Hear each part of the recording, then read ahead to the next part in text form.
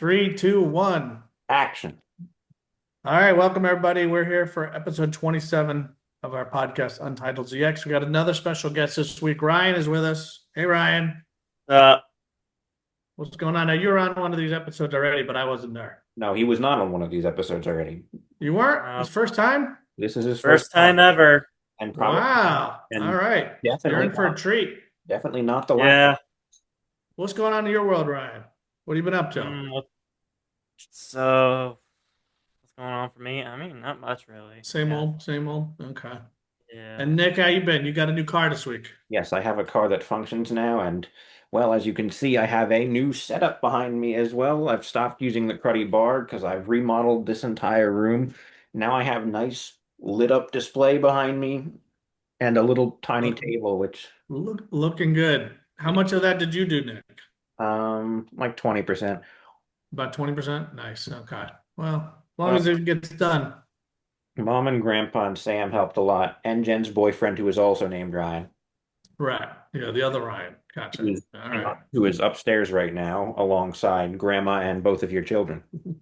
I heard there. I saw that they went there. Yeah. So, Yeah. all right, we got a busy agenda here. We got well, a couple updates and then of course the big movie review. The movie of the summer, the cinema. Yeah. So why don't we get through these updates because I think everybody wants to hear about the Odyssey. Yeah. Ryan, I assume you saw the Odyssey? I grabbed it. I did. I did.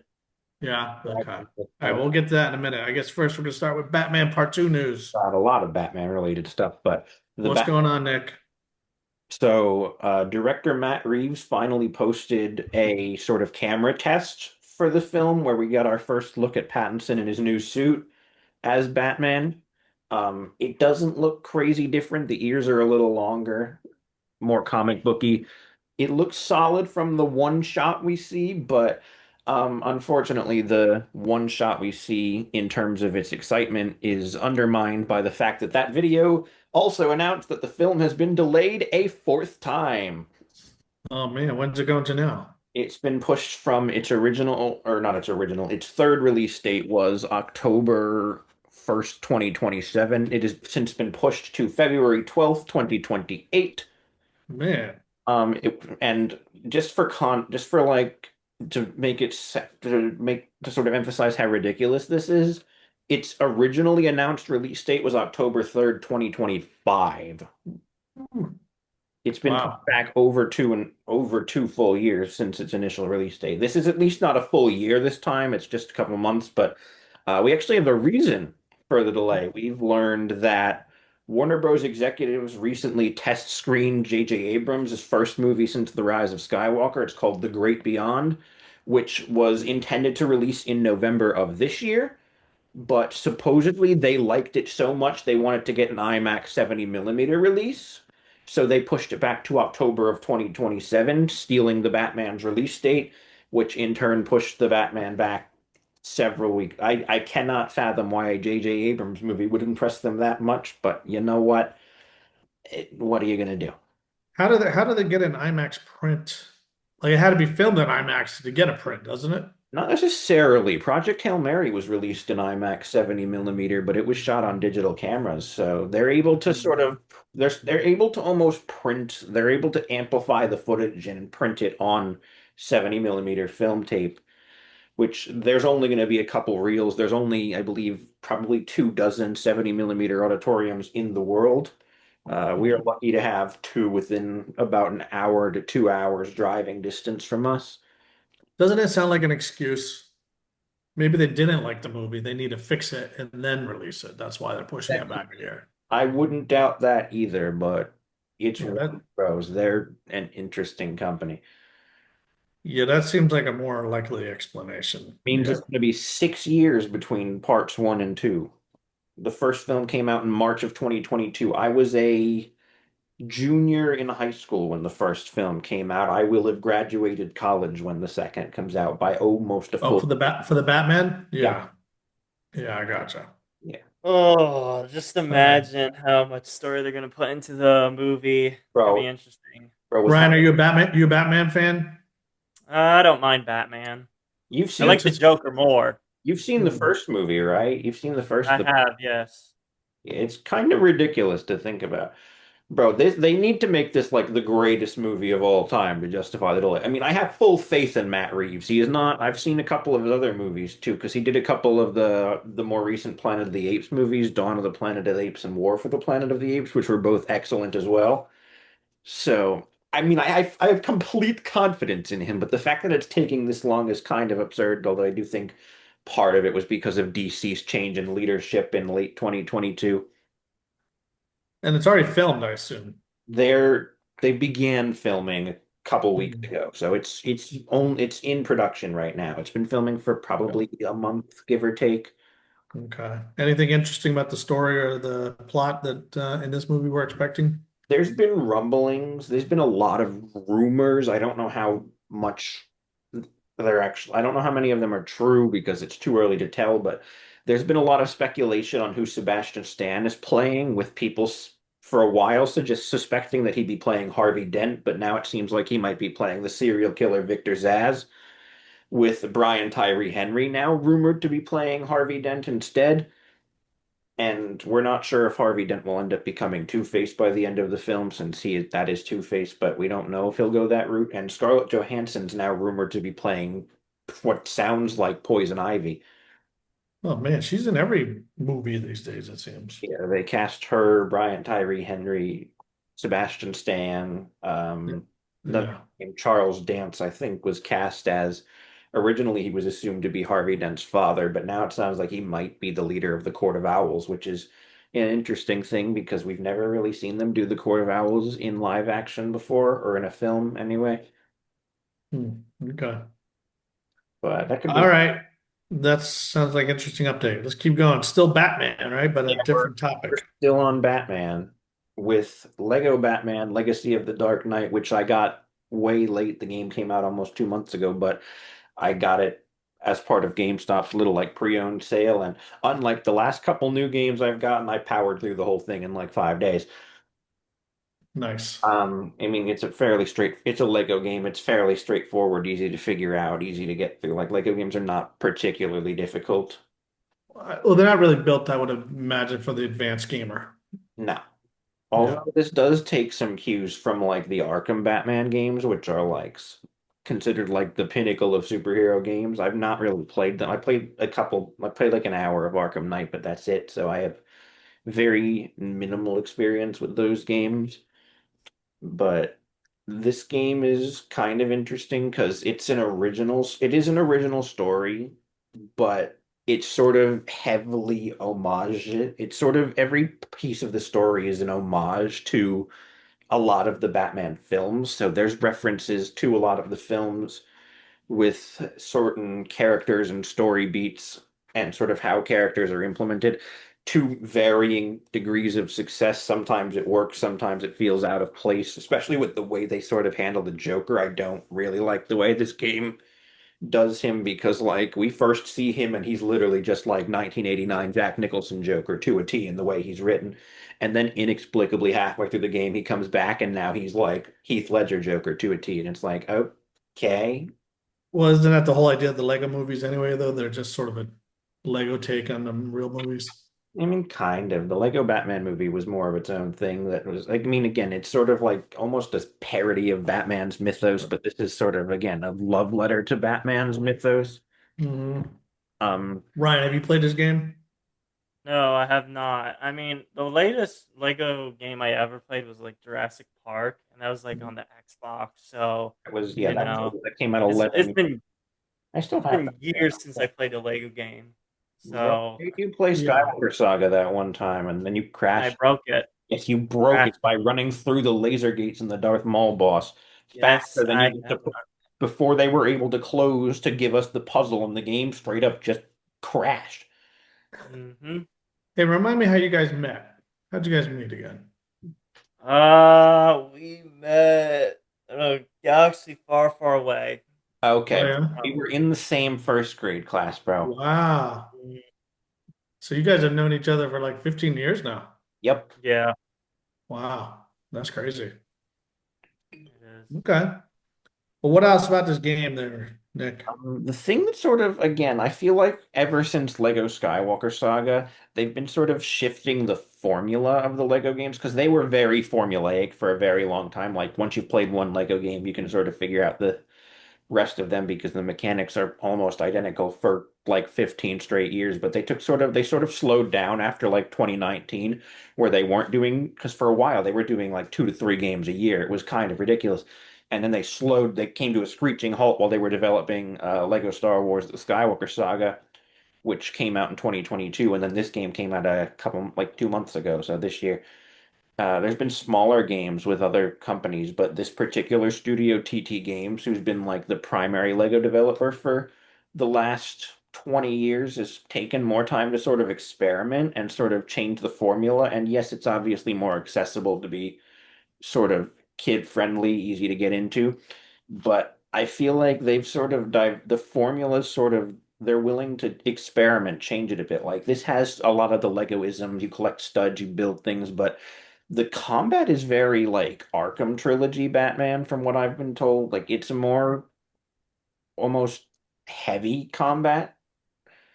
And it does make sense because Rocksteady Games, who developed the Arkham games, were credited as co-developers who worked on I think the lead combat designer worked on Arkham Knight. So I actually get from some of the open world though, I felt some inspiration from the Insomniac's Spider-Man games as well, with sort of like you having the police radio available to you, and it'll like pop up when like a crime happens for you to go stop it on the map when doing sort of the open world, which I think is kind of interesting. Which I mean, again, that popped out to me because I'm like, oh yeah, they did something like this in the Spider-Man games. Hmm. And what The does this here about the Bat family? Um, I do think the way they do the dynamic is a lot of fun between Batman and his various allies. With he's got Dick Grayson slash Nightwing slash Robin, who is his like adoptive son. You've got his romance with Selena Kyle, aka Catwoman, which I actually think was fairly fun the way they handled that. You've even got his sort of friendship with Commissioner Gordon, which is sort of written in a way that's kind of akin to their dynamic in the Batman. And I like how it shows their dynamic kind of evolving, because at the very end of the game, he actually reveals his identity to Gordon, which I think just because most of my experiences with Batman media has mostly been through the movies, in the last like 20 years, they've wanted like nothing to do with like Robin or like Batgirl or the rest of the Bat family. It's just been Batman. The closest we got to having a Robin in a live action movie in the last 30 years was in Batman v Superman, except he died off screen, so before the events of the movie. So like he existed at one point, but wasn't like actively like present during the film. So it was kind of All just right, so what is your score on this game? I think it's a solid like 8 out of 10. Like it's again a little more versatile than the Lego games of old, but it Hmm. definitely still has its issues and sort of the way it implements its referential humor. Okay, well, eight out of 10 isn't too bad. So, Yeah, I might take it down a bit, but I've been playing the open world a bit after the story, trying to find side quest things to unlock more of the costumes. yeah. All right, let's keep going. We got a new trailer, huh? Yeah, this was a movie I didn't even I thought it wouldn't make this year. I thought it would end up being a 2027 release, but inexplicably they're like, yeah, no, it actually comes out December 4th. And I sort of only sort of lightly followed it, but I was very interested in it because this film, it's called Behemoth, is from it's written and directed by Andor creator Tony Gilroy, and anyone knows even the slightest thing about me, you know very much how I feel about Andor. Hmm. I will support anything this man does after he basically made the one Star Wars thing in the modern age worth watching and like legitimately getting invested to. So this movie, again, it's called Behemoth. It's more of a drama about a cellist who returns to his home of Los Angeles after 20 years. Pedro Pascal plays the lead, and in supporting roles, you've got Olivia Wilde, Eva Victor, Will Arnett. Um, I actually waited. I didn't watch the trailer right away. I waited a couple days. And when I was doing the notes, I was like, oh yeah, I did say we were going to do that. I did say I was going to do that. And when I watch it, it's kind of insane how little they give away and also how much. Because they're very, like, there's very minimal dialogue in the trailer. It's mostly just conveyed through visuals and music. So we get we know the basic premise of this movie, but sort of the trailer is less interested in selling the story right away. It's more interested in selling the atmosphere. And again, the music is a big part of it, which the music's going to be a big part of it. This film actually has nine composers Whoa. and they're not even like small names either. We've got iconic composers like Michael Giacchino, James Newton Howard, Alan Silvestri, Henry Jackman, Brandon Roberts, who scored Andor season 2, is in the mix here too. So Michael Abels, who actually previously worked on a different Star Wars show, The Acolytes, in this. There's a couple other people who are lesser known, but Giacchino, Silvestri, Jackman, and Howard all in the same room scoring the same movie is kind of crazy. I'm trying to think how they would even do that, or unless they just provided different scores to different parts of the movie somehow. I'm not entirely sure, but again, that's such an insane lineup. Yeah. The cinematography visually it looks great. Like it's a minute and a half long trailer. And again, it's not one of those like modern blockbuster trailers where they're trying to tell you the entire story in 2 minutes in a trailer. Like, no, this is entirely just we're going to sell you on the vibes alone Hmm. because we don't want to give the entire story away. So we see again it cuts a lot. There's a lot of cutting between shots where we see again, we see characters in action, we see a lot of music-based stuff, and it just sort of lets the music and the lighting and the atmosphere of the film sort of sell itself. All right. Sounds pretty interesting. It almost feels hard to. Ryan, do you know this guy, Tony Gilroy? I've heard of him, but I'm not really too familiar with That's because you haven't watched Andor. You didn't watch Andor. Andor. Okay, bro. You When don't are you gonna I'm watch Andor, Ryan? probably soon, maybe. Oh, Soon, maybe. That's not very committed. please I don't do. know. You need to Not lock really in. good. You need to lock in. It's like the greatest Star Wars thing like ever.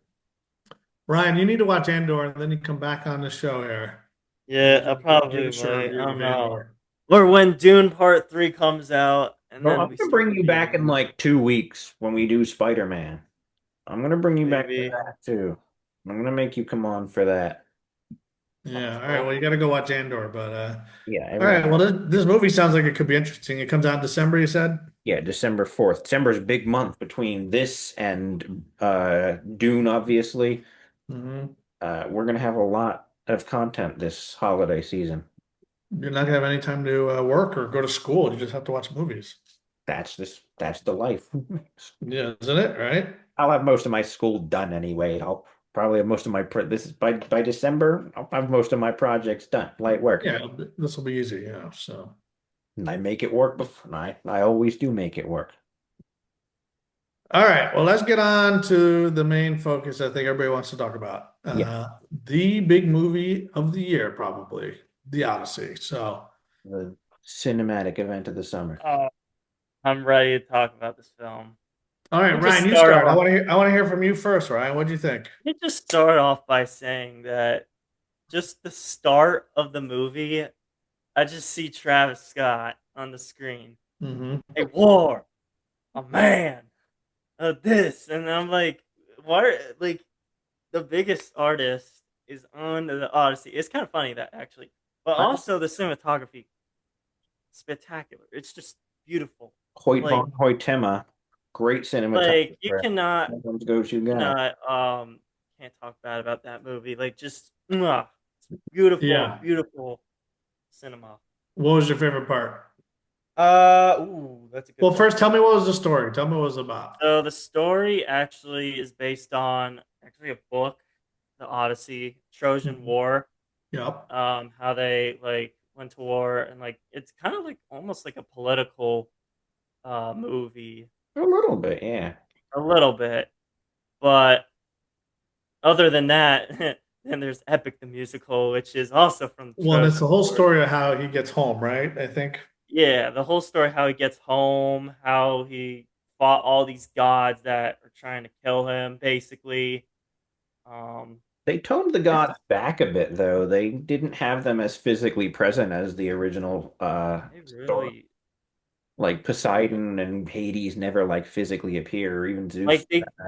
like I mean, they really never, yeah, they never appeared, which is The thing is, interesting. they didn't have to, though. In this particular iteration, you still feel their presence during the underworld sequence, which was haunting, Mhm. or the various times where they get caught in like storms in the ocean. Like you feel Poseidon's wrath, even if he's not physically there. Mhm. Okay. Well, let's start with who was in the movie. Of course, Matt Damon. Who else? We got Tom Holland. Anne Hathaway, Robert Pattinson, Lupita Nyong'o, John Bernthal, Benny Safdie, Mia You got Goth. Travis Scott. Travis Scott had a small role. He was actually one that kind of caught me off guard. I knew he was going to be in the movie going into it, which I thought was a bizarre choice on Nolan's part. Like, I mean, it's Nolan. I'm going to let him run with it. But I thought he would be more jarring, even though he was, again, a very minor role. I thought his performance, his appearance would be a more jarring, but I guess when he's not auto-tuning his voice to hell and back, he actually can be a fairly decent performer. Like he sort of serves with, like Ryan mentioned, the opening narration of the movie is Travis Scott's character. He's going Hmm. like, a war, a man, And a you could rock, still a hear dream. his voice during at like the ending part, They almost, or in the middle as Yeah, well yeah. too. He appeared a couple more times. He appeared again later in the film, and he recited Mhm. something like that, the song of Odysseus's heroics during the war. Oh my God! Now I think about Well, it. tell me. Let's start with Matt Damon. How did he do? It's Matt Damon, and he's working with a script that is a real script by a real filmmaker, not that weird one Netflix gave him in January. But He actually lost a lot of weight during his role. Like most of his weight, he lost from like it was the same weight he was in high school. Really, how it's much kind of. research have you done in the last 2 days? What do you mean? Well, I heard the same thing because he went on a whole gluten-free diet and like I don't know, he totally changed the way he eats and such. And yeah, I guess he had to create the illusion of being severely malnourished. yeah. Well, and I guess he got jacked for the movie, I suppose. So Got really jacked, super jacked, just by playing as Odysseus, which is yeah, that's amazing. crazy. Now he always does a good job. I think he's been in so many movies at this point. He's managed to All make right, the worst scripts I've ever seen watchable. So yeah. All right. How about Anne Hathaway? she was more supporting, but I think she did fairly well. Again, she does fairly well most of the time, even when she's got a weaker screenplay. Hmm. I think some of the ones that one of the one that caught me off guard was actually Tom Holland, who usually doesn't really like catch me as like a serious like actor.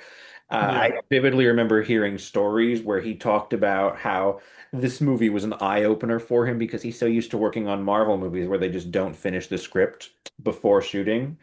Uh-huh. So Yeah. he goes into this movie and they're just like, "So, we writing the script still?" And he's like, "No, script's done." And he's absolutely like mind boggled. But that also, he brought that mentality to shooting Spider-Man because Spider-Man Mhm. shot way later. This wrapped a while before he had to shoot Spider-Man. Well, So I he actually brought heard they ended up delaying Spider-Man a little so he could be in this movie. probably, I mean, they come out too. I don't know that it was a lot, but yeah, I would say when he plays Spider-Man, it always feels like he's just kind of playing himself and he's not really, he's just having fun with it, really. I mean, you had a bit of that, but there were a couple moments, especially in that third act, where he actually brought a decently commanding screen presence. Hmm. I was like, oh, okay. I didn't Ryan, what'd you know you think of had Tom it. Holland? Yo, he killed it as Telemachus. I gotta hand it. Like the most of the movies like he's done for Marvel, yeah, like the script wise is like not there. But this script was there and it was made and then, he just played his part for Telemachus. But just how he did it was just phenomenal. But Yeah. also the fact that how like what's the word? Not the word. I don't know. Bird is the Uh word. no. That one part in the feast. Like what do you think about that, Nick? Which part? In the feast part, I like kind of like almost near the end when you have all the Trojan soldiers there and stuff. Oh, you mean the suitors at the end with Yeah, Patton? the suitors. Pattinson was great. Pattinson was great. Somebody get these beggars out of here. I've seen that clip Oh, making the rounds on. somebody get these figures out I've of seen here. that clip making the rounds online. People using it to slander the new Avengers trailer, which we're Doomsday. not going to talk. We're going to go into more detail about But that next week. But what So, else? So Pattinson was good too. he was great. I think he was I probably. feel like he's also in everything these days, but yeah. I think he was probably one of my Um, favorite performances in the film because he's in so much because he's so versatile. He can play so many different kinds of things, different Mhm. kinds of people. Like uh And and here he was a villain. yeah, Antinuous is delightfully despicable. I mean, he is conniving and cowardly. He is a prick. He is a complete wuss.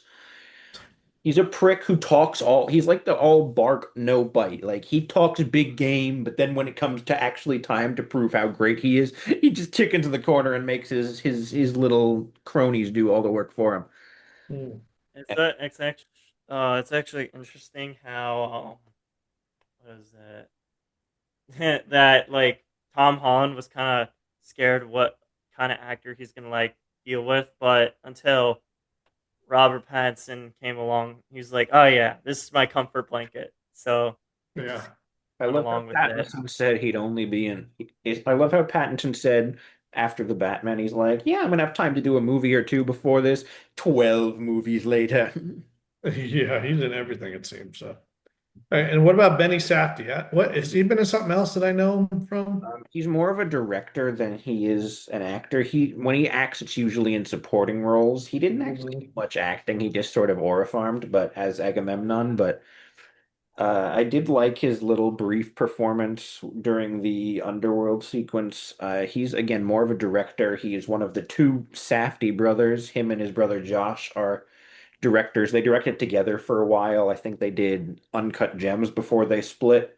Hmm. And then what's his face? Afterwards, they ended up sort of doing their own thing. Benny Safdie just directed A24's The Smashing Machine with Dwayne Johnson last year, while his brother Josh would go on to direct Marty Supreme. But Benny Safdie, I think, has been doing more like supporting acting roles. Like he had a brief appearance in the Obi-Wan Kenobi TV show. He voiced Bowser Jr. in the new Mario movie a couple months back. All right, so but he did a nice job here, it sounds like. And what about John Leguizamo? I always liked him. He's good. He completely disappears into his role. Like he's like the swine hail herd or whatever, the pig farmer who's like one of Odysseus's most trusted confidants and one of the few people who actually believes he's still alive at this point. Mm. And the sort of tragedy with his character, he's blind at this point, can't see anymore, but he's so committed, so dedicated to finding Odysseus. And you sort of see it, you see how much it's sort of, you see how much sort of, you see how loyal he is to Odysseus. And Yeah, and what is it with these pigs? That was a big scene, huh? oh yeah, the Circe sequence where Oh God. they're What on happened? Yeah, Circe what happened? Island, and in the myth, of Oh. course, she turns his men into pigs.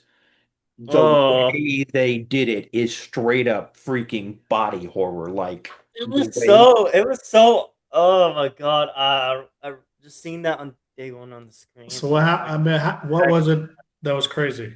it sort of, they didn't show too many like full shots of what she was doing, but it was less of her just like magically like poof, they turn into pigs. It's almost like she reshaped them like freaking clay. Hmm. And the funniest Ugh. part, Nolan said, and some of the cast were even flabbergasted by it. Like Anne Hathaway said that she had no idea. She was like, "Did Nolan finally break his no CGI rule? Because there's no way that was practical." And he was like, "Nah, that was practical." I don't know how, but I'm assuming it was something with like clay. But you see there's brief shots where you see like their face is like halfway shifted between human and being converted to pig.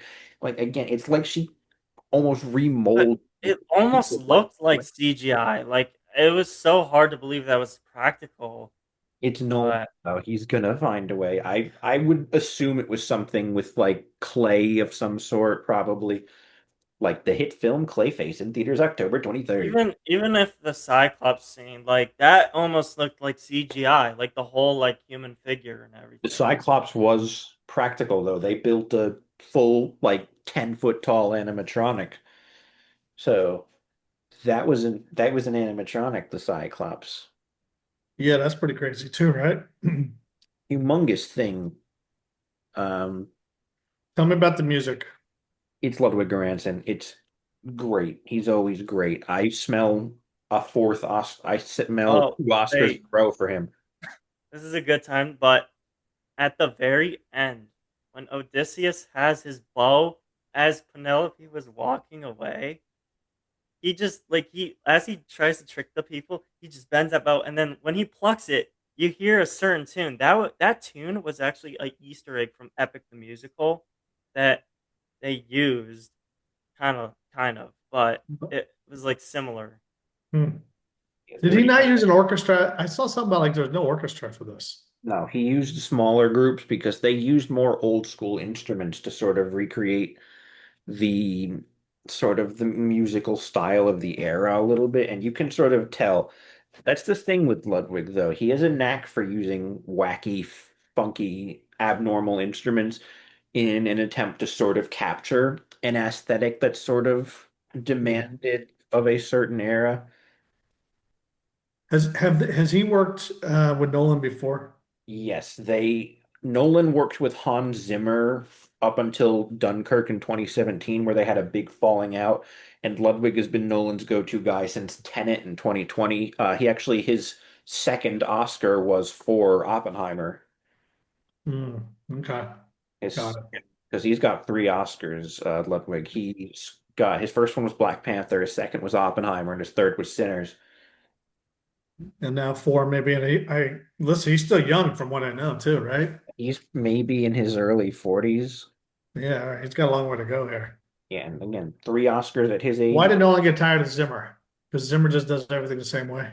No, it's not even, it wasn't a stylistic thing. I think it was sort of, they kept clashing a lot during the development of Dunkirk. So I've heard rumblings that supposedly Nolan was sort of indecisive while making that film and would tell Hans to like redo things because they didn't match what he was doing, and he would change things on a whim. And it sounds like Hans left the project because he got tired of it.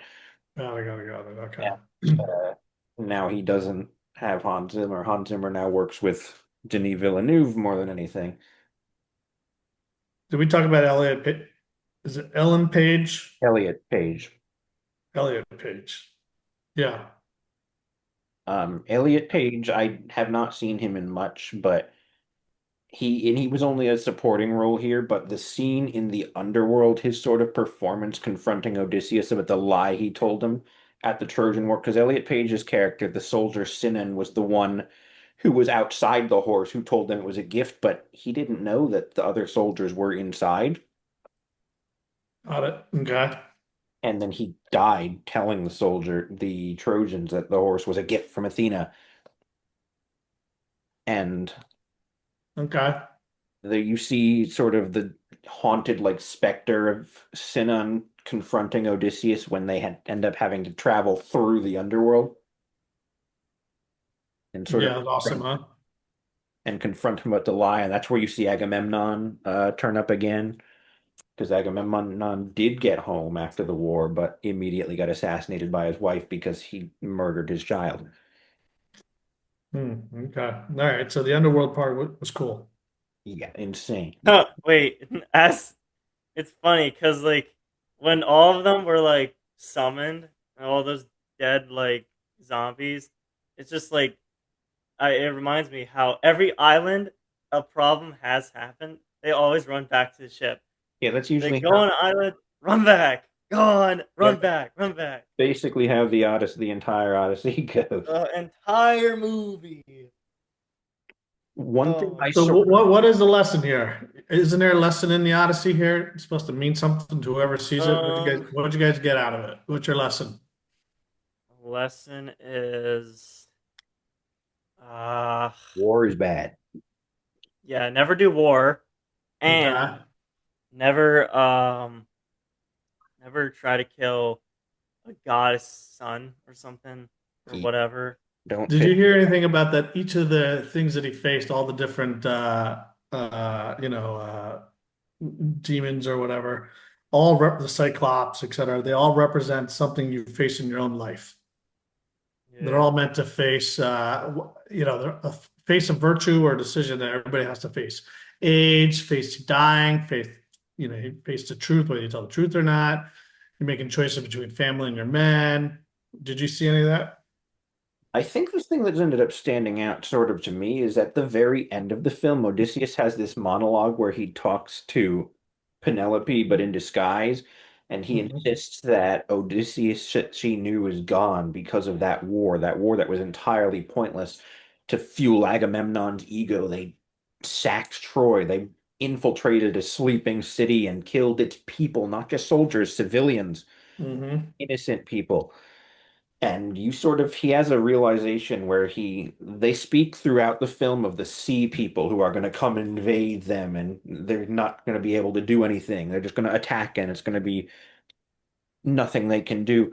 And his sort of realization is that they are the sea people that are going to set the world ablaze and destroy everything. And it's kind of interesting because that feels very thematically in line with sort of Oppenheimer, which is interesting because they're set in very different time periods, but there's that thematic link between Nolan's most recent movie and the one before it. Sort of their main character realizing that they're a part of something, that sort of realizing that while they thought they were doing good at a certain time, they slowly but surely sort of realize that they may be instrumental in orchestrating the downfall of mankind. Okay, that's a good theme. Yeah. Did Matt Damon's character, I mean, Odysseus change? It seems like he might have changed by the end, but A yeah. lot. He sort of realizes he ends up giving up sort of his life and exiling himself at the end of the film with Mhm. Penelope and letting Telemachus take over as the king of Ithaca after an intense fight sequence. Side note, in IMAX with the IMAX speakers, by the time we got to the third act and the big final fight, the entire theater was rumbling like it was insane. oh my God, yes! At the end part, it was just like an earthquake, really. There were points where I had to cover my ears because of how loud it was, and I could still hear it clearly. Yeah, it's crazy. But also the fact that when Odysseus was monologuing for Penelope while he was like in disguise, that just like the sheer part of all that was just so emotional to me that I was just in tears. Hmm. Like I could not stop like crying. Just it was just so emotional. Ryan, have you But seen why? Why? What was it making you think about? Oh, that's hard. Um, Thinking's Not I had like it Wrong? was something deeper. I can't really put my tongue on it, All right, Ryan, but have you seen Oppenheimer? no. Watch it. That's it. You need to watch it. That was Nolan's last movie, and a lot of Oppenheimer's main themes and sort of theme of like that. Again, Odysseus's monologue at the end was sort of his own I am become death destroyer of worlds moment. So watch Oppenheimer. You will get whatever feeling you got out of Odysseus's monologue, you will get that tenfold from Oppenheimer. And what the things he was facing? Do you think that Odysseus was learning as he faced them, how about himself and about what it means to be a man? Progressively, there was like when you see him with the Cyclops, he just shoots him with an arrow and burns his eye out. But when he gets to like Circe, he does not resort to violence and instead tries to negotiate with her, and that's how he succeeds. He gets her to turn his men back into men and not pigs anymore. He just talks to her. He straight up explains to her. He's like, "Yo, we're not trying to hurt you or steal your food. We're not trying to hurt you or steal your things or ruin your home. We're just trying to get home. Like it's straight up. It's like we've been on the street. Yeah, he's moving away from being a soldier to being a man, Yeah. being a complete man. And Yeah. you see him still continue the little bit of violence at the end when comes home to Ithaca to find all the suitors in his house. But he has absolutely no qualms killing them. But you know what? They absolutely deserve it because they've come in, wrecked his home, disrespected every possible principle of basic law and compassion, Yeah. and intend to marry his wife for no Yeah, other that'll set you off probably, for yeah. no other reason than political power, all while disrespecting everything he's built and his legacy and his people and his rule. They come into his home, trash the place, harass the poor people, disobey Zeus's law, which is a big part of that. They follow Zeus's law, the whole stick of treat Mm. any stranger as you would treat yourselves. Usually You- because in case they end up being a god in disguise, but Does he But show an like, appreciation for does he show an appreciation for his home after being gone at war? to an extent, but for him, it was less about getting home for the location per se. It was about getting back to his family. It was about seeing his son again. Gotcha. Since he Yeah, was, well, that's a lesson. There's a lesson there, isn't there? yeah, and he ends up losing all of his men by the end because he basically gets told by a prophecy god, like, yeah, no, low key, they're gonna die. There's literally nothing you can do about it. there's literally, yeah, literally nothing you can do. Just let them all die. But stop You're trying. on your own, and then you're stuck on an island with some psychopath. So Yeah, there you go. there were several times where he tried to save them and they ended up getting killed anyway. Like he kept warning them of all the things he wasn't warned of. He's like, "Yo, don't do that," and they would do it anyway, and they'd all die, and he'd end up lost for years. No, no, You the can't go fact against the that gods. You can't go against the gods. the fact that they stopped by Zeus's temple and then they're all like, just don't do anything. A few minutes later, he goes out on the ship, walks. Oh, why is there a light over there? And then he just stares, and then there's all of his men just eating a cow, and So, I'm your just fault, like, Captain Richard. why do I even bother? And then he just walks away. I'm just trying Oh to help yeah, them, the and then they island. all get stranded or Oh yeah, killed. the island of Helios, the sun god, and they're like, "Yo, you can do anything you want, but do not slaughter the sun god's cattle." And they're pretty good for a while. And then like a day later, he finds them roasting the cow, and they're just like, and he's just like, "What did I tell you, you idiot?" What did I tell you? Honestly. He's like, "Bro, 5 minutes later, they're all dead, washed up, just drowning or like, something. bro, honestly, I Uh, tried to help you, but Is there anything, you Nick? just Anything, Nick? You go. would anything, Nick? You didn't like? there were a couple sequences where I thought the color grading was a little rough, but it's mostly minor nitpicks throughout the film. I heard that he picked the color grading on purpose. He didn't want it to be bright, comic booky. He wanted it to I mean, be he very well may darker. have, but there were a couple small, and again, it's minor. There were a couple sequences that had like that sort of Russo Bros gray, the point where it doesn't look like a deliberate choice and just kind of looks like sludge. But again, mild. This is not like something I noticed much of. Like the dark color grading worked for most of it, but there were again a couple scenes that were just gray because they look gray. Hmm. Gotcha. All right. So, what is your final score? I give it a 9 out of 10.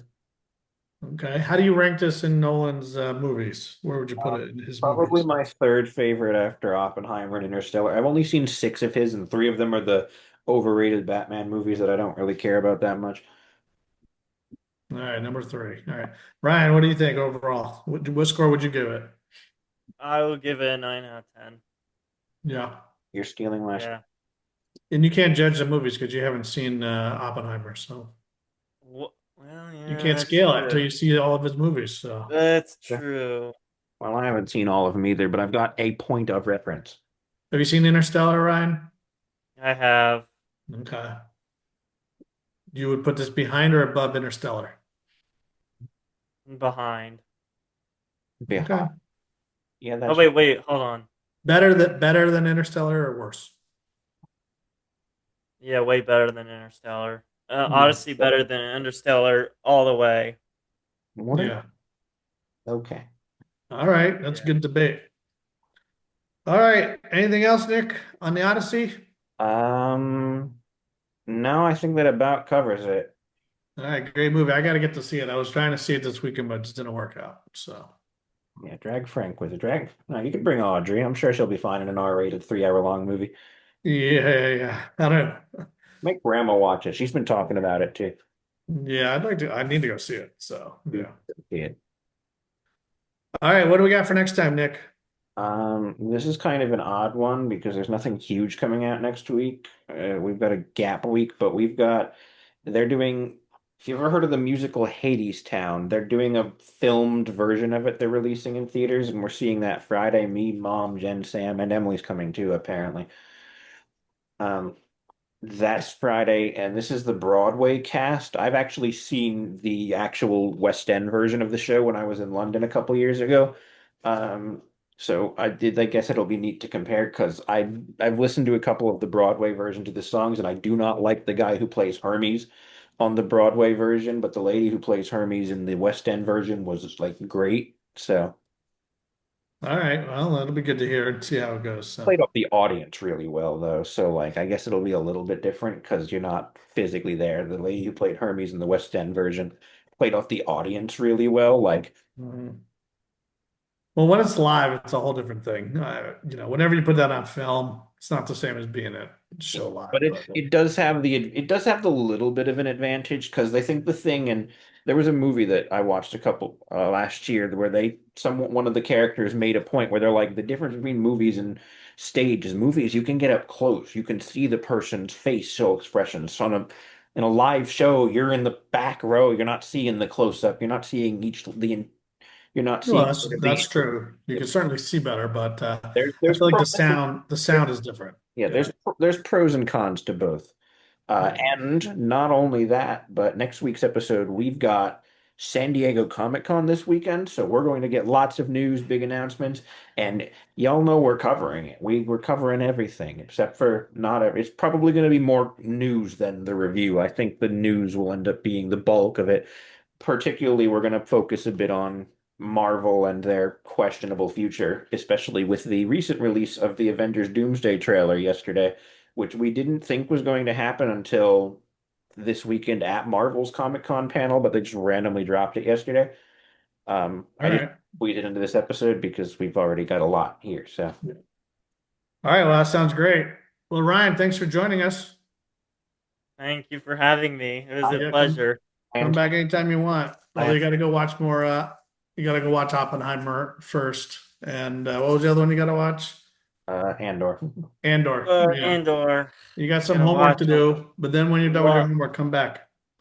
a lot more stuff to watch. That's for All sure. right. And that's a wrap. That is a wrap. Yes. And cut.